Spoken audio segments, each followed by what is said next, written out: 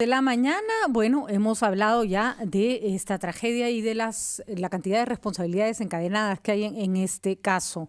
Hay una de las, en realidad, de las informaciones que resulta absolutamente triste, Ricardo, y es que ya según la versión de la policía y lo que han dicho algunos testigos, muchos se preguntaban por qué tanta chica muerta. 13 mujeres, de 13 fallecidos, 12 mujeres, un varón.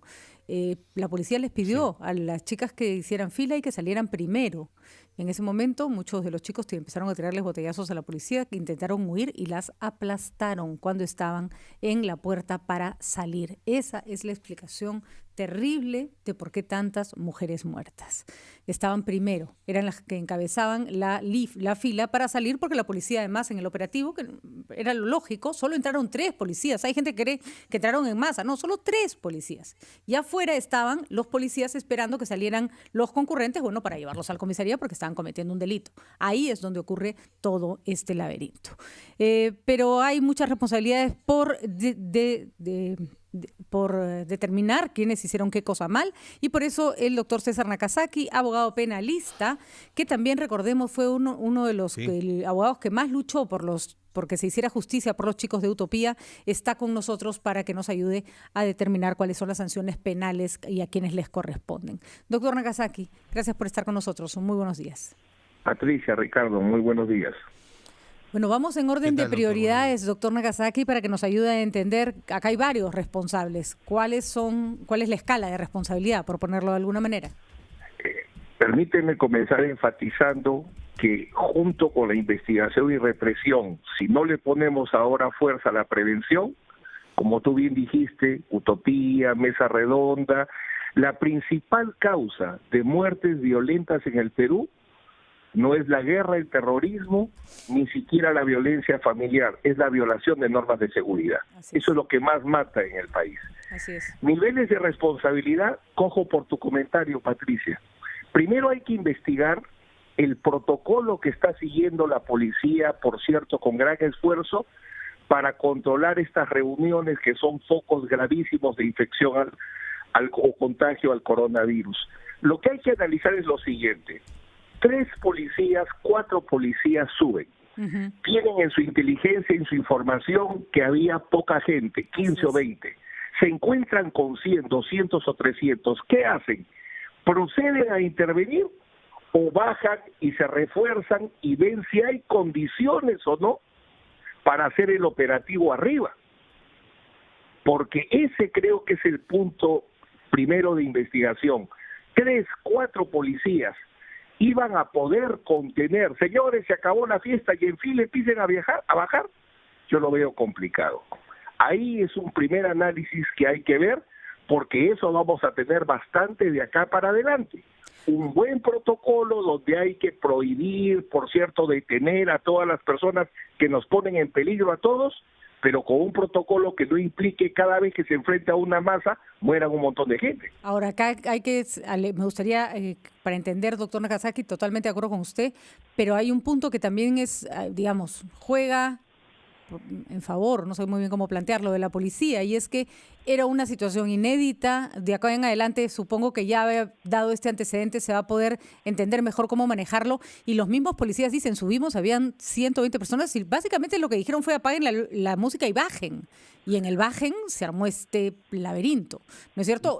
¿Qué tipo de responsabilidad hay? Porque una cosa es disparar contra la población, tirar gases lacrimógenos, generar una situación de riesgo, y otra es que algo se te descontrole. Me imagino que las sanciones o las responsabilidades no son las mismas. Ojo, lo que planteo señalo como punto para investigar, no necesariamente para sancionar, porque hay que ver que es una policía desgastada, que enfrenta operaciones atípicas, nunca hemos tenido una guerra sanitaria de este tipo. O sea, ojo, yo digo, ¿qué debemos investigar? Perfecto. Es más, no creo que es la mejor época para sancionar, por cierto, pero es el tema que hay que investigar. Perfecto. Una primera línea. Claro. Sí, doctor Nakazaki, claro que se tiene que investigar, pero nos parece también que como ya se detuvo de inmediato, las responsabilidades también, doctor, apuntan inmediatamente y primero a los propietarios del lugar, a los administradores del lugar, a los promotores de esa fiesta y a quienes, existiendo una norma dada por el gobierno central, no la hacen cumplir en su jurisdicción, que es el gobierno local, en este caso la Municipalidad de Los Olivos. Es correcto, Ricardo. Un segundo nivel de análisis que hasta ahora el empresario no entiende la regla de oro. Si tú quieres hacer un negocio con el público, tu primera obligación es que tu negocio sea seguro. Tiene que ser un negocio formal y con sistema de seguridad. Si no quieres o no puedes invertir en seguridad, no abres negocio. Eso nos ha costado Mesa Redonda, Utopía, las galerías Nicolini. Siempre hay ese factor como un empresario que mal entiende qué cosa es hacer empresa. Piensa que hacer empresa se puede hacer violando normas de seguridad. Ese es un segundo nivel de análisis que es el más claro hasta ahora, ¿no?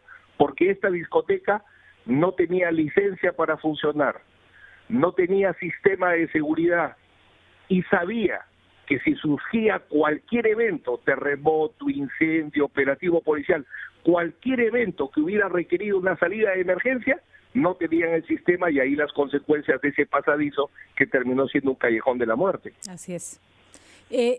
Están prohibidas las reuniones. Además, hasta ahí llegamos. Que están prohibidas las reuniones incluso familiares. Ese es agravante. Toque de queda. Ese es un agravante. Dentro de un homicidio doloso por omisión impropia que va de un marco de 6 a 20 años, el juez evidentemente en su momento tendrá que valorar que había una doble prohibición por inseguridad y prohibición por razones sanitarias. O sea, el hecho es muy grave, por cierto. Vamos a ir a una pausa, doctor Nagasaki, para que ahora entremos en lo que se refiere a la responsabilidad de las autoridades locales. Con mucho gusto. ¿No? Locales que funcionan con permisos municipales y con licencias de defensa civil que nunca debieron haber existido, llamadas de los vecinos a los que no se les hace caso. Hay varias responsabilidades ahí que también se tienen que determinar. Y a los que nunca los castigan, adelante. Así es, a los que no hay sanción y la gente sigue haciendo lo que quiere. Vamos a ir a una pausa y regresamos.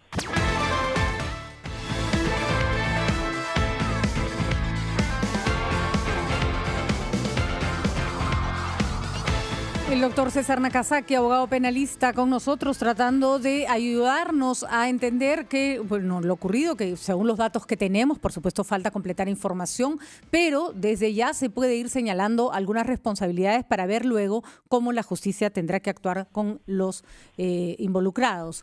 Doctor Nagasaki, hablábamos de las autoridades locales. Recordemos que los municipios tienen por ley la función de generar el orden dentro de su distrito y sobre todo el tema de licencias y de fiscalización. Y claramente en este caso no ha existido ninguna de esas dos de esos dos factores. Es correcto.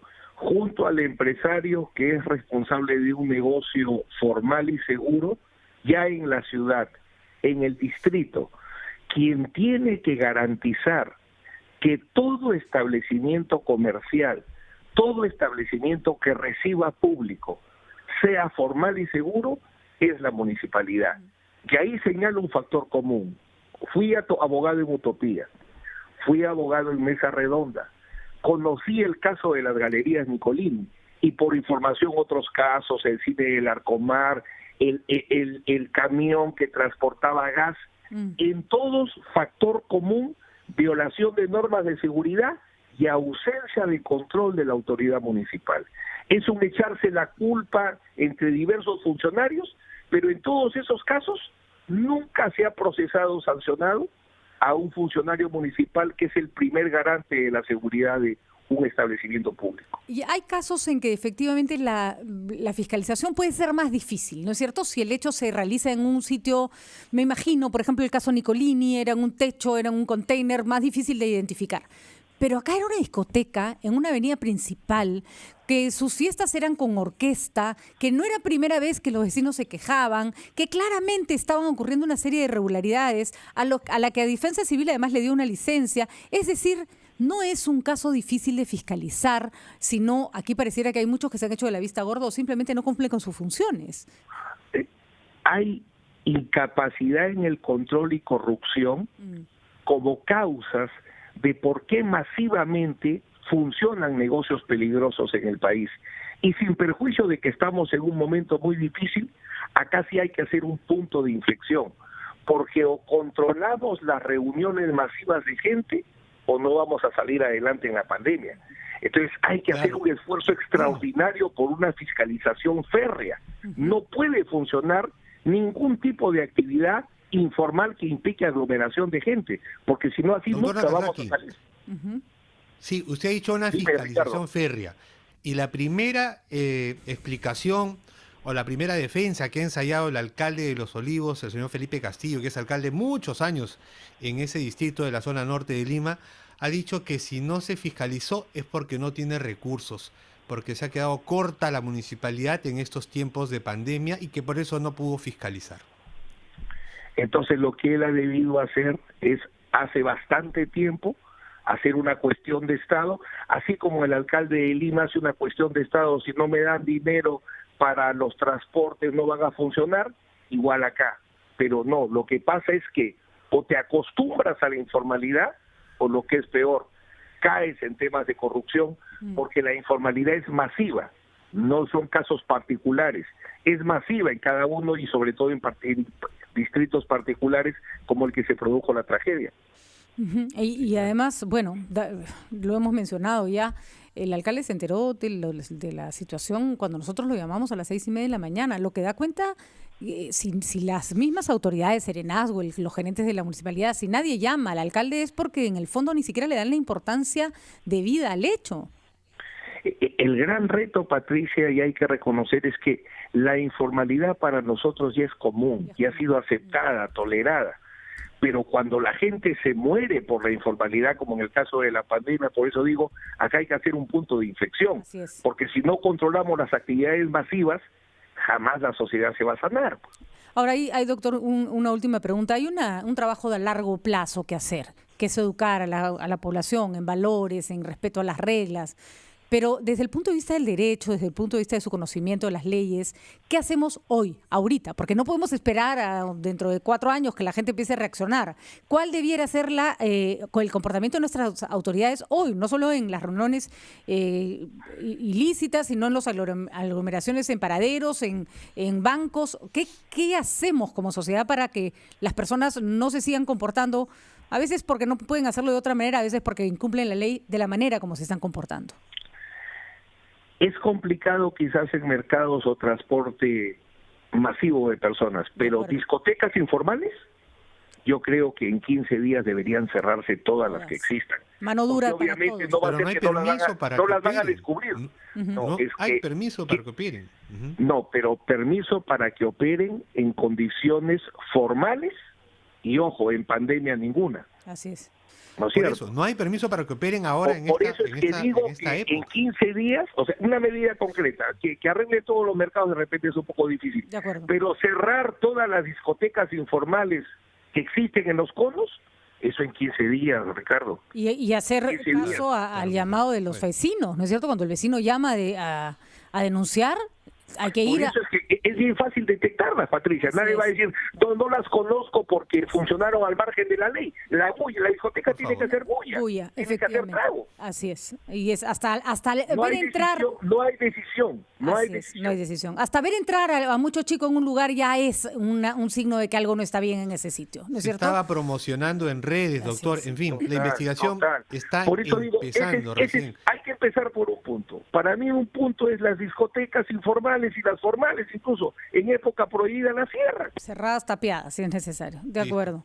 Muy bien, doctor. Hay cosas por hacer hoy, más allá de lo que tenemos que hacer a largo plazo. Muchísimas gracias, doctor Nakazaki. Clarísimo, como siempre. Gracias. Muy buenos días. Gracias.